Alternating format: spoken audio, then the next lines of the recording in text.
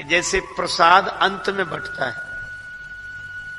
तो ये इस प्रसंग में भी प्रसाद अंत में ही दिया गया। गुरुपद पंकज सेवा,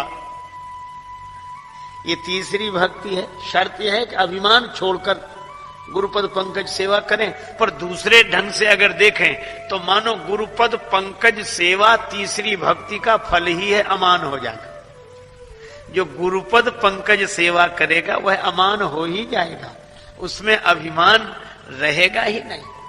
और इसलिए अभिमान बिना गुरु को स्वीकार किए नहीं मिटता। इसलिए बार बार कहा गया है कि बिना गुरु के ज्ञान नहीं होता। अब यह बात अलग है कि एक सज्जन कह रहे थे कि काशी में बड़े बड़े विद्वान और गुरुजन बैठे थे, पर हमको कोई हरा नहीं पाया। उन लोगों ने बहुत कोशिश की पर हमको हरा नहीं सके। तो एक ने कहा कि तुम्हें आता क्या है जो वो नहीं हरा सके? हम तो तुम्हें अच्छी तरह जानते हैं। बोले वो सब ठीक है लेकिन फिर भी वो हमें नहीं हरा सके। कहा क्यों नहीं हरा सके? तो बोला हमने किसी की मानी ही नहीं। अब ऐसे व्यक्ति के लिए तो कोई उपाय है नहीं। अहंकार ही दीवार है,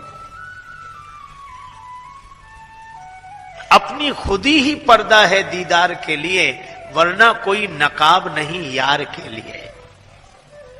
अहंकार ही दीवार है। अच्छा गुरु कौन? का सदगुरु। गुरु वह जो दीवार की तरह नहीं, जो द्वार की तरह हो गए। तो दीवार और द्वार में अंतर क्या है? द्वार में कुछ लगा दो तो द्वार ही दीवार है, और दीवार में से कुछ हटा दो तो दीवार ही द्वार है। द्वार में कुछ लगा हो तो द्वार ही दीवार है, और दीवार में से कुछ हट जाए तो दीवार ही द्वार है। बस शिष्य और गुरु में यही तो अंतर है। हम में और गुरुजनों में यही तो भेद है। हमारे पास अहंकार का कुछ है, इसलिए हमारा जीवन दीवार बन गया है। और गुरुदेव कौन? जिनके अहंकार का कुछ हट गया हो, इसलिए उनका जीवन द्वार बन जाता है। अच्छा अब एक अद्भुत बात है, सूर्य तो उदय है ही, पर दीवार नहीं आने दे रही प्रकाश भीतर, पर द्वार सहयोगी बन जाता है। द्वार सहयोगी बन जाता है। अच्छा अब एक अद्भुत बात यह है कि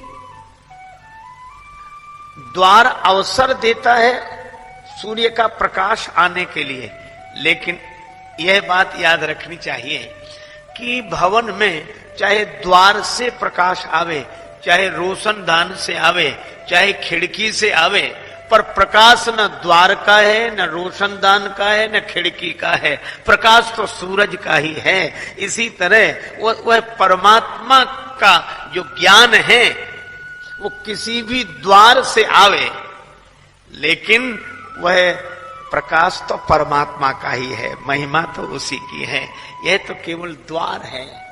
और यही अहम शून्यता व्यक्ति में गुरुत्व पैदा करती है।